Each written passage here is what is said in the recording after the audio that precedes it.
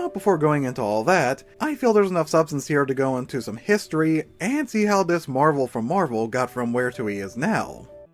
The concept of Spider-Man goes back as far as 1962, brought to us by the late Stan Lee and his teammates Jack Kirby and Steve Ditko. Although the Spider-Man story was intended as just a single issue at the time, they may not have seen it coming, but Spider-Man would end up becoming one of the most, if not the most iconic character in the Marvel legacy. So with the success of this character, they gave him his own comic series starting in the following year, 1963. And that success would end up spanning for decades, and is still enjoyed through new releases to this day. For a while, the franchise would mostly have Peter Parker as the main focus, being the one and only Spider-Man. But thankfully, that wasn't the case permanently. Alongside these comics, as time went on, Spider-Man would end up getting generations of different shows and movies. And some of these passing generations would invite new artists and writers who would at some point get inspired to create whole new versions of Spider-Man.